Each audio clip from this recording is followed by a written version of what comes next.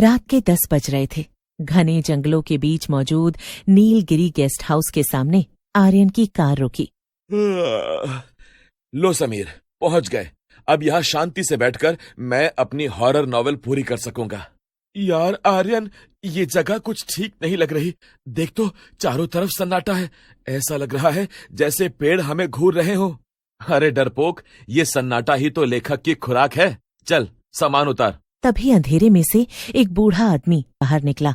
उसके चेहरे पर गहरी झुर्रियां थीं और उसकी एक आंख सफेद थी। साहब, इस वक्त मैंने मना किया था ना कि सूरज ढलने के बाद यहाँ मत आना।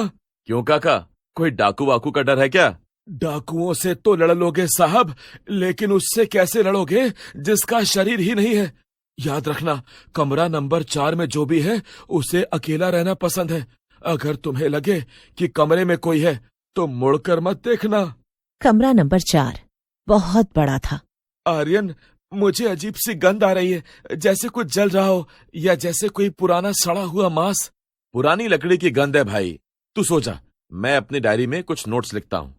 रात के 1 बजे आर्यन टेबल लैंप जलाकर लिख रहा था। अचानक उसे महसूस हुआ कि उसके पीछे कोई खड़ा है।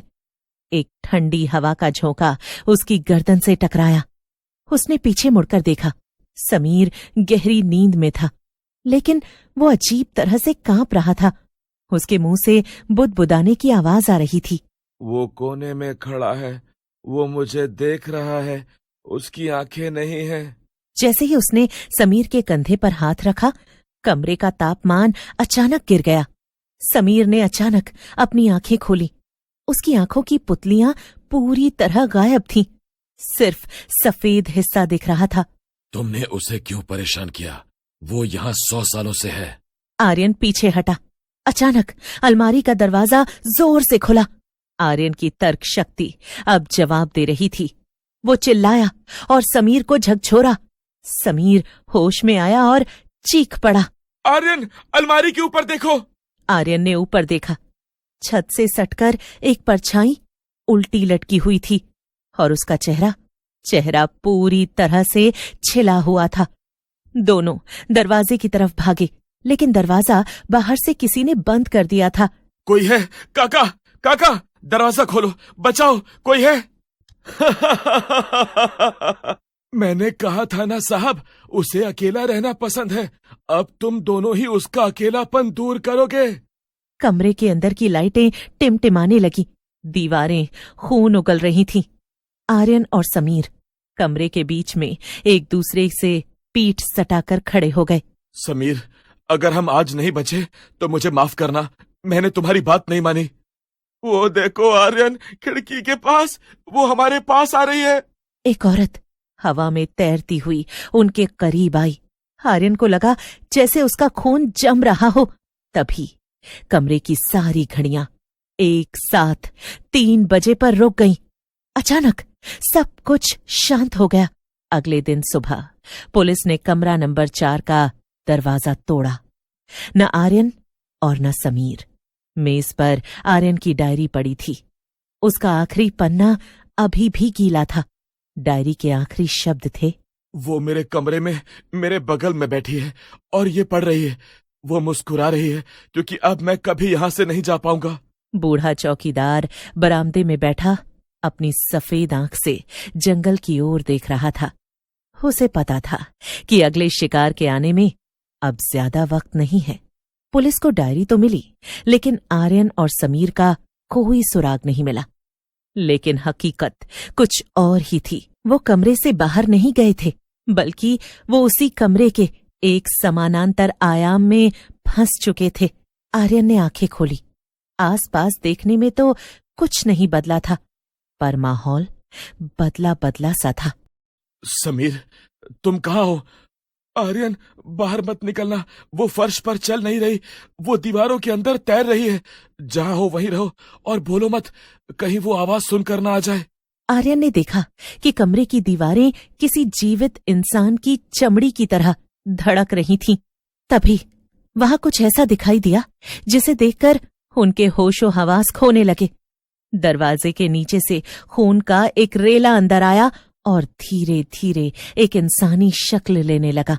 एक माथा जो कटा फटा था, आंखें अंदर से खाली और सफेद। पूरा चेहरा बनने के बाद समझ आया कि वो बूढ़ा भूतिया चौकीदार था। स्वागत है लेखकों।